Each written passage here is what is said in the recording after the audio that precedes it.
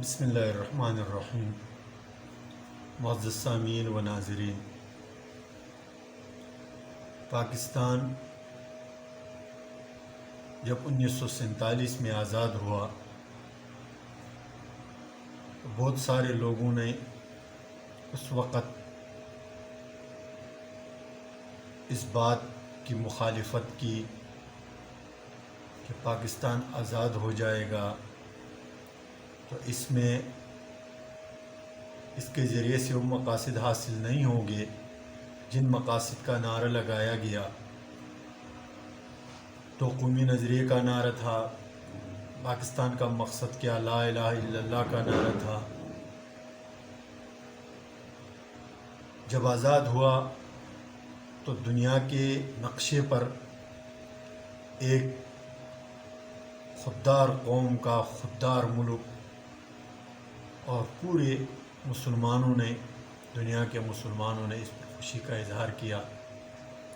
اگرچہ برصغیر کے بھی بہت سارے بڑے بڑے علماء، بڑے بڑے سیاستدان، بڑے بڑے لوگ اس کی مخالفت بھی کرتے تھے، ان کا اپنا نقطۂ نظر تھا، میں اس پر گفتگو نہیں کرنا چاہتا۔ لیکن 75 سال گزرنے کے بعد آج جب ہم پیچھے مڑ کر دیکھتے ہیں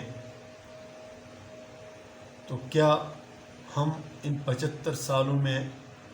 اپنے ان مقاصد کا کچھ حصہ حاصل کر پائے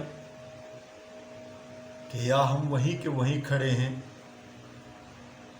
وہیں باتیں دہرا رہے ہیں جو 1947 سے پہلے ہم دہرا رہے تھے۔ جب پاکستان بنا تو ایک مخصوص گروہ، ایک مخصوص ٹولہ اس ملک پر مسلط کیا گیا۔ عالمی اسٹیبلشمنٹ نے اس گروہ کو پروموٹ کیا، ان کو سیاست میں جگہ دی اور ان کو برسر اقتدار لے آئے۔ 75 سال گزرنے کے بعد بھی عوام اور غریب یہ دونوں اسی قسم پرسی کے حالت میں زندگی بسر کر رہے ہیں جو قسم پرسی ان کو انگریزوں کی غلامی میں حاصل تھی۔ ان کا سرمایہ محفوظ نہیں، ان کے کھیت و کھلیان محفوظ نہیں، ان کی گاڑیاں محفوظ نہیں، حتیٰ کہ ان کی جان و مال محفوظ نہیں۔ تو آج ہم یہ بات کہہ سکتے ہیں کہ ہم 75 سال میں اپنے ان مقاصد کو حاصل کر پائے۔ کیا کوئی پاکستانی یہ دعویٰ کرنے کا مجاز ہے کہ ہم سیاسی طور پر اتنا مستحکم ہیں کہ اپنا فیصلہ خود کر سکیں؟ کیا کوئی پاکستانی یہ دعویٰ کر سکتے ہیں کہ ہم نے اسلام کو اسی طرح سیاسی طور پر مستحکم کیا کہ جس کی بنیاد لا الہ الا اللہ محمد رسول اللہ ہو؟ جب ہم اپنے دینی طور پر دین کو ہم قانون نہیں بنا سکے، دنیائی طور پر ہم معیشت کو دنیا کے معیشتوں کے مد مقابل نہیں لا سکے، اپنے قوم کے نظریات کو بھول گئے، پاکستان کے آزادی کے مقاصد کو بھول گئے اور دعویٰ کریں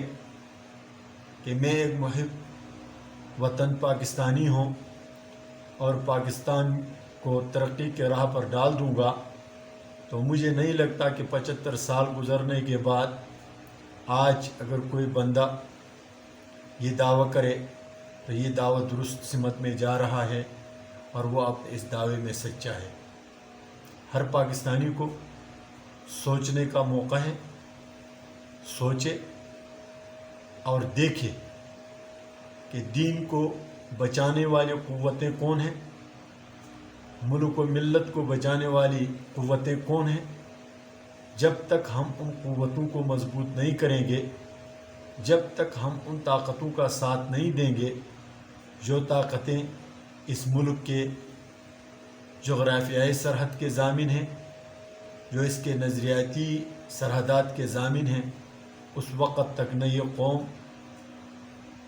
قوم بن سکتی ہے، اور نہ یہ ملک بن سکتا ہے، اور نہ اس کی بنیاد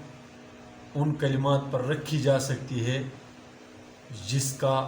تلفظ بھی حکمران اور قیادت کرنے والے لوگ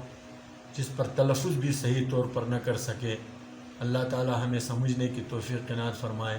السلام علیکم ورحمۃ اللہ وبرکاتہ۔